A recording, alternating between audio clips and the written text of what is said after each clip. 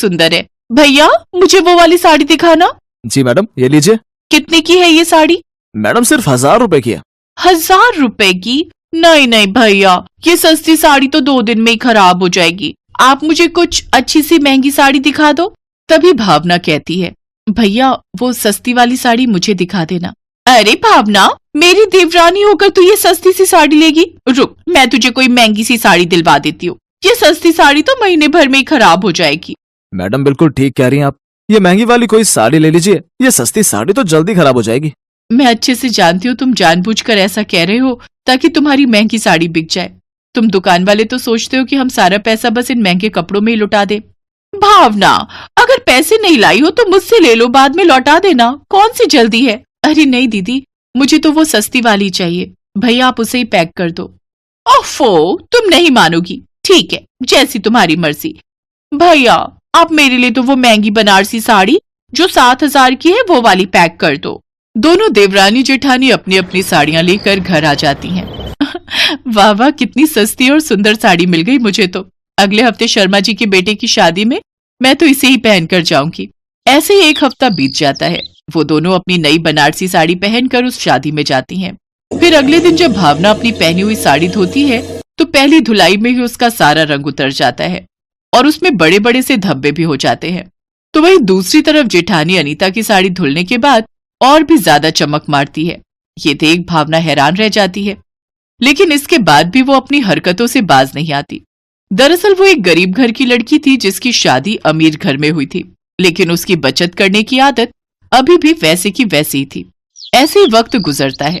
एक रोज भावना शॉपिंग पर जा रही होती है तो उसकी सास उससे कहती है, अरे छोटी बहू, तू बाजार जा रही है ना, तो मेरी सहेली उर्मिला के लिए मॉल से एक अच्छी सी साड़ी ले आना।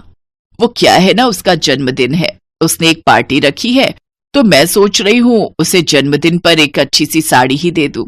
तू अपने हिसाब से कोई सी भी अच्छी सी साड़ी खरीद कर ले आइयो। मैं बड़ी बहू को कह देती, लेकिन उससे ऑफिस में आज जरूरी काम है, इसलिए वो देर से आएगी। जी माँ जी, आप चिंता मत कीजिए, मैं बाजार जा रही हूँ, मैं लेती आऊंगी। कुछ देर बाद भावना मॉल के अंदर साड़ियों के शोरूम में जाती है तो साड़ियों का रेट सुनकर वो हैरान रह जाती है। हे भगवान, इतनी महंगी साड़ी 10,000 रुपए की?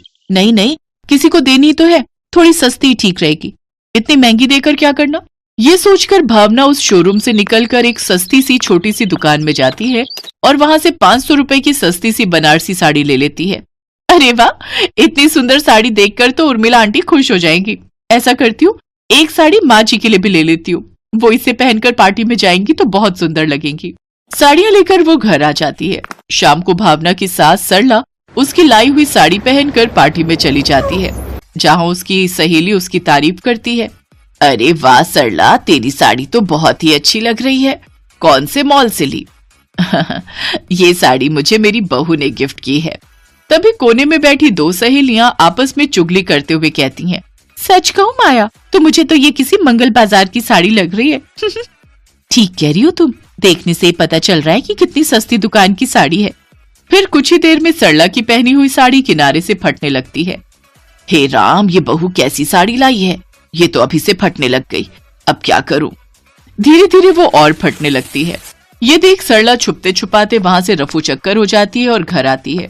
घर आकर उसे उसकी सहेली उर्मिला का फोन आता है और वो उस पर खूब चिल्लाती है, अरे उर्मिला, ये कैसी साड़ी दी है तूने, पूरी साड़ी अंदर से फटी हुई है। अरे ऐसा ही घटिया गिफ्ट देना था तो रहने देती, पैकिंग इतनी महंगी और अंदर से चिंदी सी साड़ी। कल ही मैं तुम्हारी ये घटिया सी साड़ी पैक करवा कर तुम्हें वापस भेज दूंगी। फोन कट जाता है, लेकिन अपनी बेइज्जती होती देख सरला को बहुत गुस्सा आता है और वो जोर से चिल्लाते हुए कहती है, छोटी बहू, आज तेरे कारण मेरी सहेलियों में मेरी कितनी बेइज्जती हुई है, इसका तुझे कुछ अंदाजा भी है? अरे खुद सस्ती साड़ियां पहननी थी तो जितना मर्जी पहन लेती, लेकिन यूं सस्ती साड़ियां किसी को देकर तो तूने मेरी नाक ही कटवा दी। ऊपर से मेरी ये साड़ी फट गई वो अलग। अरे इतनी भी क्या बचत करनी?